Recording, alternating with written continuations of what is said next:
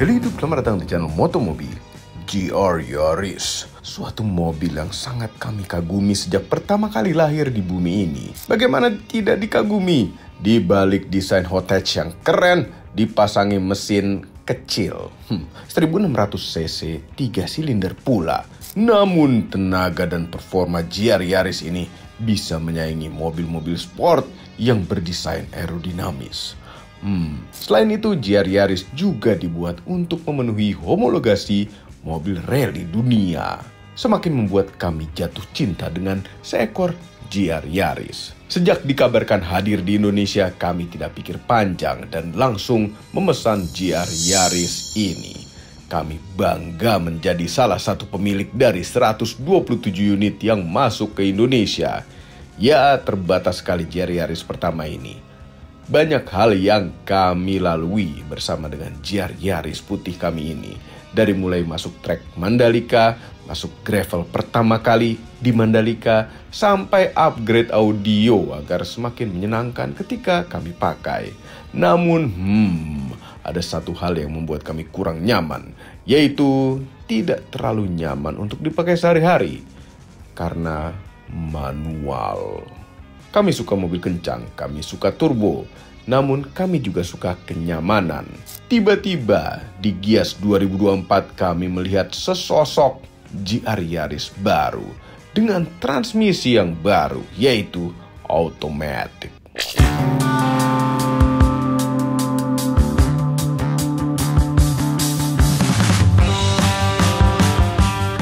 Wah, langsung saja kami pesan dan akhirnya tahun 2025 ini kami terima unitnya. Seekor hot hatch kencang bertransmisi otomatis. Namun, apakah ada perbedaan dengan GR Yaris yang terdahulu? Apakah benar semakin nyaman? Nonton video ini sampai habis. Karena ini istimewa. Kami shoot langsung di sirkuit Mandalika. Yes, sirkuit Pertamina Mandalika. Kita mau ngetes mobil ini di sini akhirnya. Tapi video ini review ya.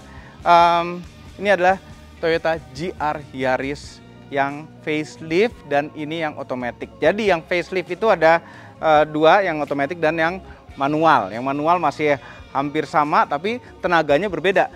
Yang manual dan matic sekarang tenaganya 305 PS dengan torsi maksimal 400 Nm di RPM 3250 sampai 6400. Nah, kita lihat mesinnya dulu. Ada beberapa perbedaan yang visual. Itu di ini selang intake-nya diganti. Kalau yang dulu tuh kami ingat digoyang-goyang ini lepas, heran. Tapi ini sekarang diganti yang lebih kokoh dan katanya ini lebih dingin. Tapi nanti kita akan tes dyno juga, bukan di video ini ya, di video yang berbeda. Yang pasti tuningannya sekarang 305 horsepower PS ya, dan visual dari luarnya ini juga agak berbeda. Bumpernya ini berbeda. Nah, untuk yang otomatis ini sebelah kiri itu ada tambahan ATF cooler untuk automatic transmissionnya, dan di sini ada sub radiator untuk pendingin tambahan. Jadi mesinnya ekstra didinginin lagi pada yang facelift. Jadi moncongnya tentu berbeda. Jadi tidak ada fog lampnya sekarang. Nah, ini lubang-lubang buat mendinginkan remnya. Lampu semua sama, velg ban surprisingly sama, remnya juga surprisingly sama. Yang berbeda itu ada di suspensi. Suspensinya itu ada dikokohin beberapa bagian. Di atas masih dilapis dengan karbon-karbonan palsu, padahal di atas ini adalah forged carbon. Kalau lihat dari belakang, bumper belakangnya juga berbeda. Lampu belakangnya jelas sudah berbeda jauh. Ini jadi menyambung. Kami sudah membuat video sebenarnya perbandingan side by side antara GR Yaris kami yang lama dan ini. Itu ada di channel Om Mobi. Nonton video itu apabila belum. Knalpotnya juga berbeda. Suara knalpotnya sedikit berbeda. Yang kemarin di channel Om Mobi itu yang edit lupa masukin suaranya. Oh my god, bro. Oh, hell. Jadi ini suaranya.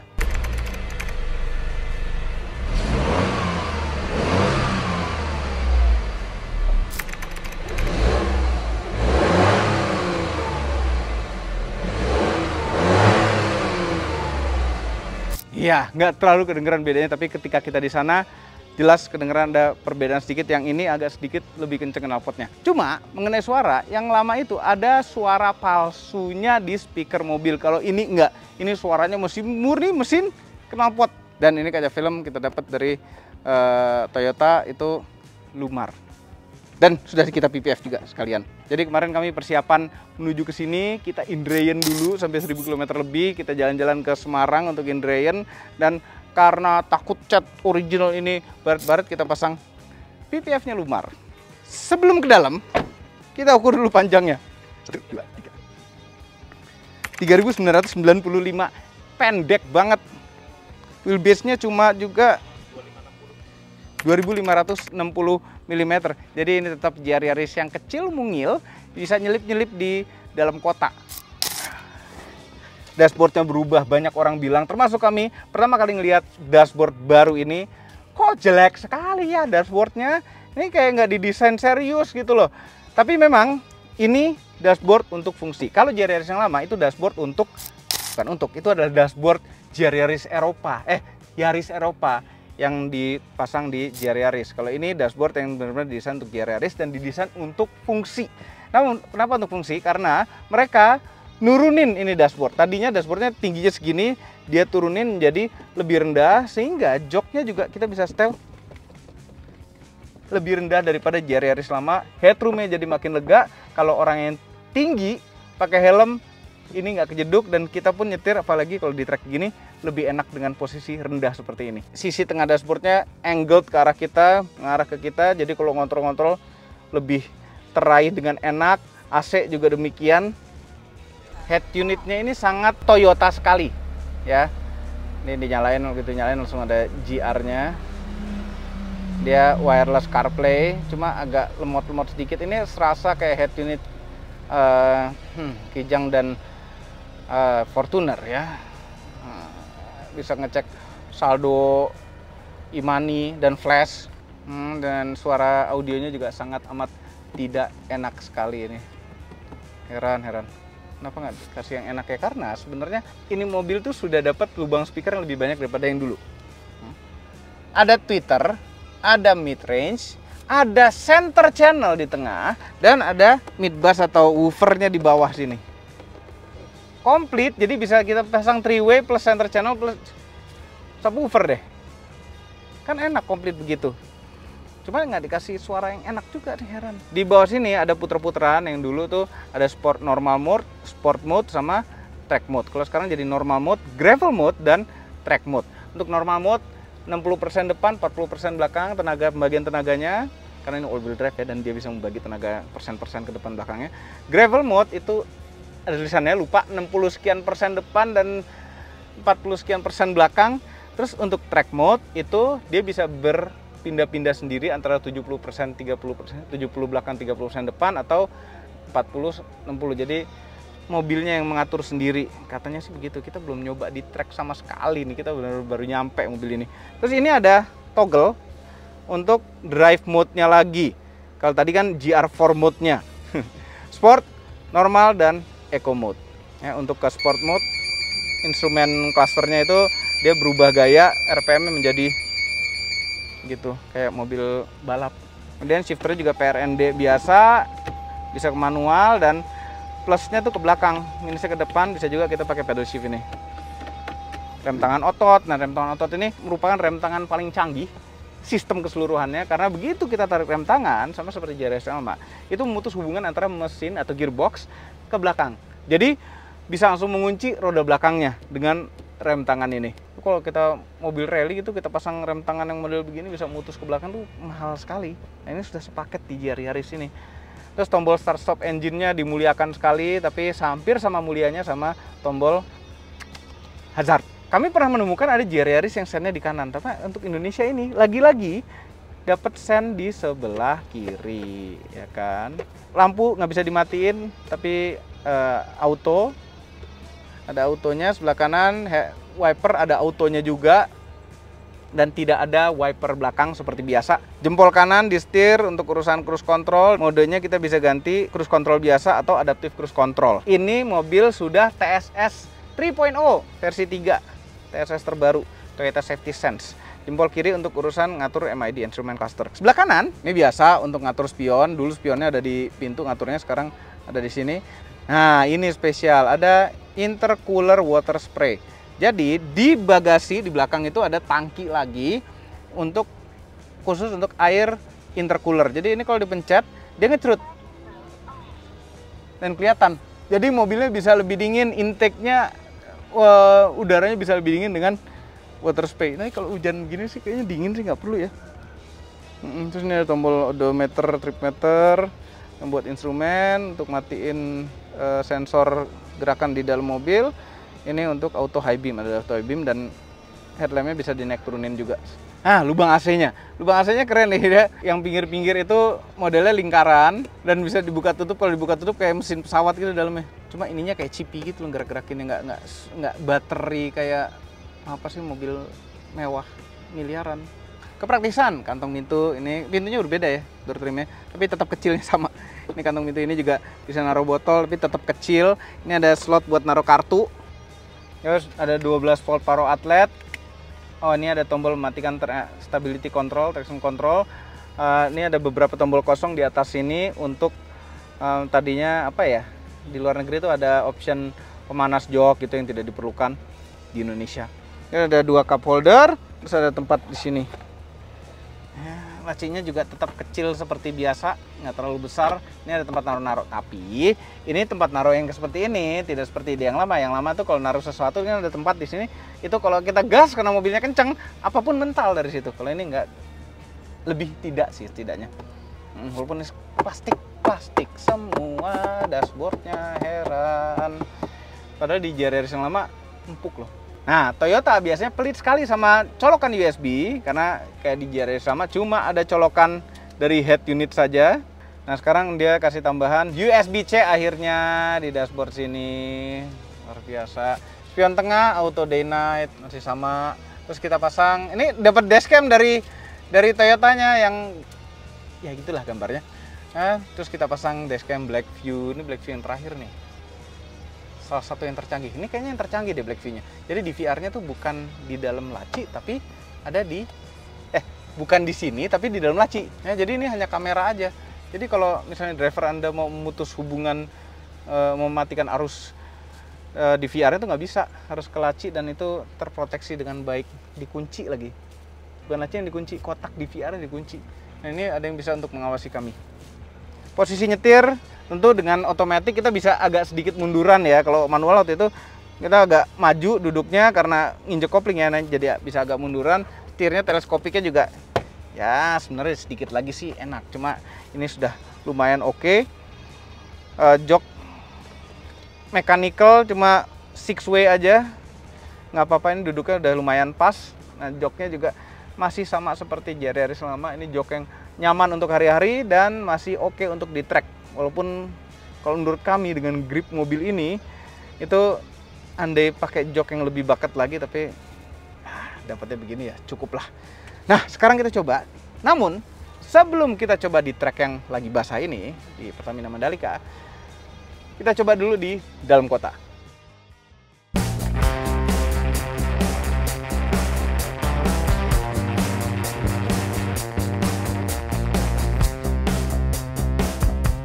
Naik JR Yaris Matic, orang-orang masih pada ngeliatin.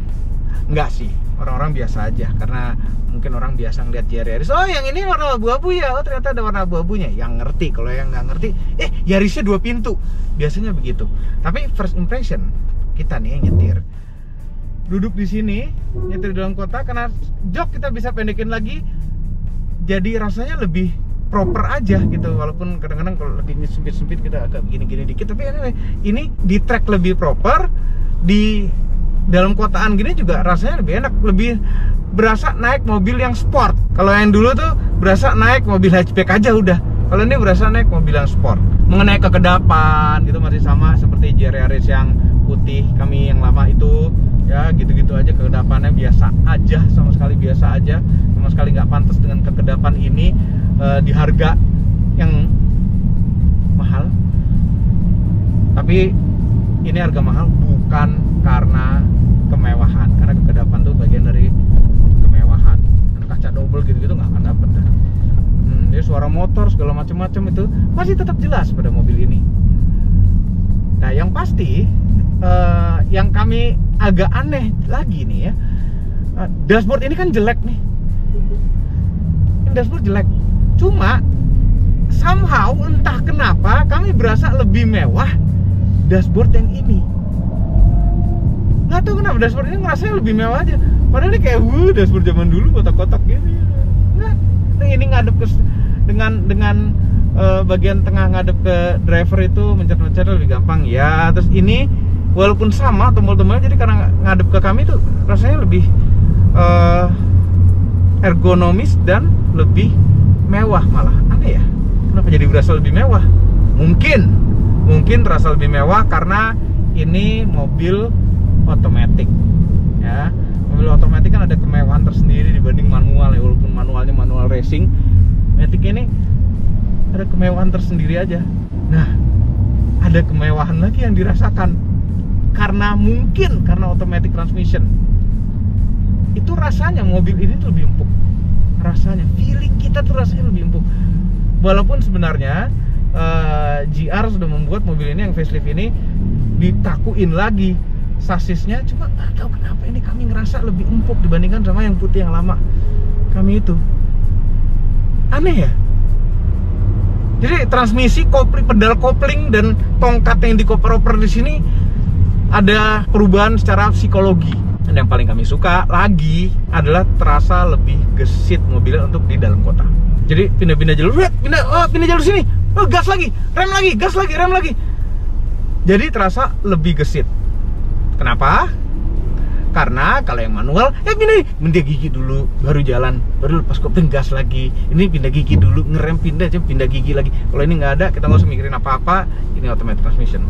Terus automatic transmission ini walaupun ini gearbox competition, tapi pada saat macet-macet gini masih enak, masih kayak mobil otomatis biasa dengan torque converter, masih nyaman sekali. Nggak ada jedak-jeduk khas dual clutch transmission. Ini bukan dual clutch, ini torque converter biasa, jadi tetap nyaman.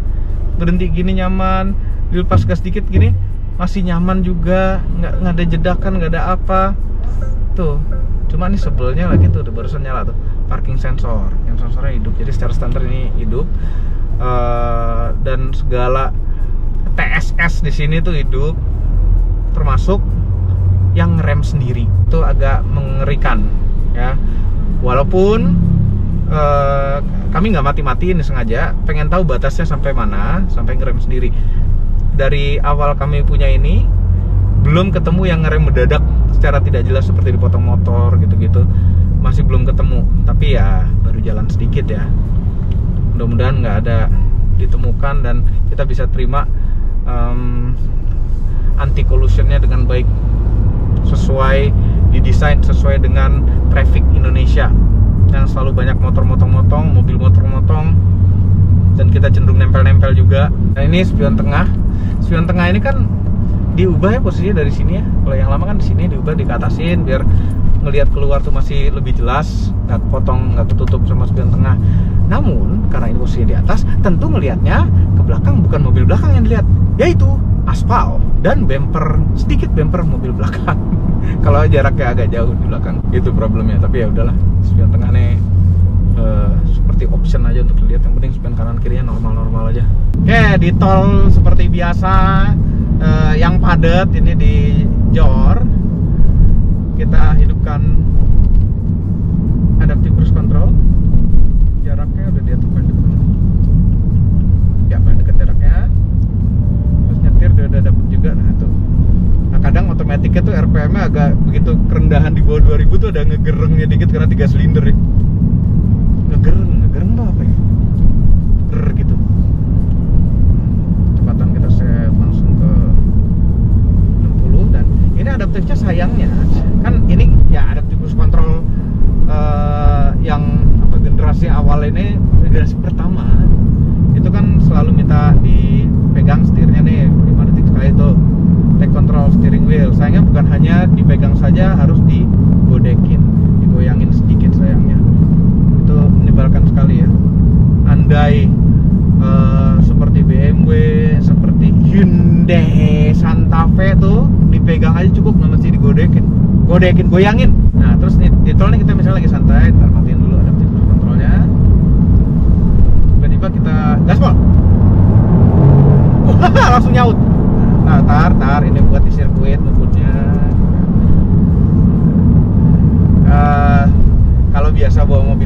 kayak wah responnya agak lambat, tapi untuk mobil internal combustion ini langsung cepet. Begitu kita kick down langsung nyaut. Jadi kalau nyalip di tol apa tadi jalan luar kota gitu, nyalip enak nih, seru tanpa harus ngoper-ngoper ini. Dan kalaupun harus ngoper-ngoper ini, kita punya dua pilihan kan, pedal shift atau di tongkat. Nah di tongkat ini plus minusnya tuh kebalik. Nah begitu di manual dia nurunin gigi. Dan ini giginya tuh banyak loh, ada 8 ya, nggak kayak manusia ada 32. Kalau ini ada 8, walaupun lebih sedikit daripada manusia, tapi ini hemat. Ya, gigi makin banyak bisa makin hemat. Kenapa? Karena ini misalnya kita nih kecepatan 60, oh enggak, kecepatan 60 cuma maksimal gigi 6. Nanti kalau kecepatan di atas 100, kita bisa pakai sampai gigi 8. Itu berarti RPM-nya dia mainnya rendah sekali sehingga lebih hemat. Oke. Tapi kalau ngomong kehematan, jangan bicara kehematan kalau untuk mobil ini. Ya karena mobil 3 silinder 1600 cc ini sama sekali tidak hemat. Ya, hemat tidak di dalam kamusnya dia deh. Nah, adaptive cruise control mobil ini agak aneh nih. Dia tuh ngerem kayak manusia. Jadi ngerem lepas. Bukan berarti nggak halus ya, dia tetap halus nginjek rem dan ngelepasnya. Cuma jadi lebih human feel gitu. Kami suka klaksonnya. Klaksonnya udah langsung ton. Ya, bukan tin kecil. Kalau dulu waktu GR racing putih dapetnya tin kecil jelek gitu, kita langsung ganti yang ton begini. Nggak dapet gini langsung. Itu dong modal. Nah ini sekarang kita lari 106, kita turunin ke 100 di gigi 8. RPM itu, tunggu gas nih, lagi turunan, gas, nah gas lagi. Nih di gigi 8 lari 100 itu RPM-nya sekitar 1800 ya, padahal udah gigi 8 nih. Jadi rasio giginya juga nggak mikir buat terlalu hemat-hemat amat juga, karena RPM masih lumayan tinggi. Mungkin karena mesinnya kecil ya, 3 silinder ya, mungkin. Oh ya, kenyamanan di jalan beton, goyang-goyang, ya khas mobil sport sih suspensinya. Cuma kami tetap ngerasa ini mobil suspensinya itu bukan berarti nggak nyaman, nggak nyampein gitu loh kerasnya. Goyang-goyang, cuma nggak nyampein. Oke, bicara soal racing, sekarang bagaimana rasanya GR Yaris ini di sirkuit Mandalika, Pertamina Mandalika International Circuit.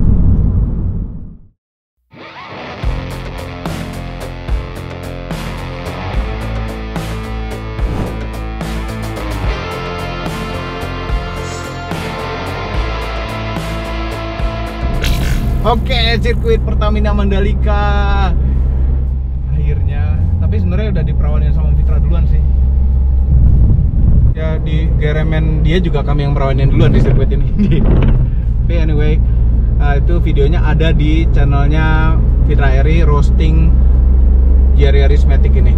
Nah, kami biasanya di sini selalu pakai yang GR Yaris manual kan, dan ini rasanya aneh sekali gitu, nggak ngoper gigi, nggak nginjek kopling, terus posisi duduknya kayaknya agak berubah juga karena sudah bisa lebih rendah. Ini sekarang rendah sekali posisi duduknya, jadi ngelihat ke track juga lebih fokus ke yang jauh. Mobil ini terasa lebih lembut, lebih empuk, ada rasa empuknya gara-gara ini otomatis di jalan raya. Tapi kalau begitu di track ini kami ngerasa ini mobil lebih apa ya, dia ada lebih kakunya di sasis dan ada rasa lebih gigit, padahal ini bannya sama standarnya. Ya standarnya PS4S punya rem dengan gigitan yang bikin muka kita mau lepas. Cuma di GR kami yang lama, setelah beberapa lap itu kita istirahat bentar, minyak rem itu kepanasan, jadi remnya ambles. Tapi untung keadaan dikit ya.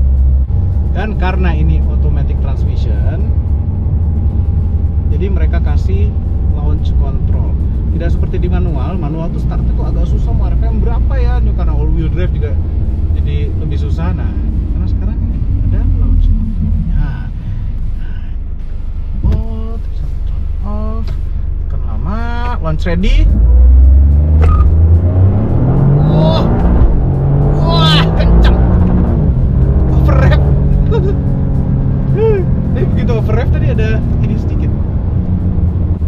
kalau 100-nya definitely lebih kenceng daripada yang manual ini. Definitely. Overall, mengenai GR Yaris terbaru yang otomatis merupakan mobil yang membunuh GR Yaris yang original. Yes, membunuh karena tadinya tergoreng harganya sampai 1 miliar lebih. Sekarang tidak lagi. Walaupun sebenarnya GR Yaris yang pertama kali keluar di Indonesia yang punya kami warna putih itu akan menjadi sangat limited dengan dashboard model seperti itu. Yes, kembali yang otomatis merupakan hot hatch yang kencang. Walaupun mesin kecil 3 silinder, namun dengan boost turbo yang sudah 300 horsepower lebih sekarang bisa membuat lap time yang sangat impresif. Itu lengkapnya ada di channel Om Mobi. Dan ini, walaupun performanya kencang, GR Yaris masih tergolong mobil yang praktis untuk digunakan sehari-hari. Masih ada bangku belakang, masih ada bagasi tersisa, dan yang paling penting, makin menyenangkan dengan transmisi otomatis. Jadi mobil kencang yang tanpa harus capek pegel kaki kiri di kemacetan. Semua ini adalah opini pribadi saya. Kami tim Motomobi tidak diberi siapapun dan apapun yang terlihat pada video ini. Jangan lupa tekan tombol jempol ke atas dan subscribe channel Motomobi, Omobi, dan Mesmobi apabila belum berikut dengan tombol loncengnya. Share video ini ke seluruh dunia melalui sosial media Anda dan jangan lupa follow sosial media kami semua, termasuk Instagram. Cek motomobinews.id untuk berita-berita otomotif terbaru. Terima kasih telah menonton.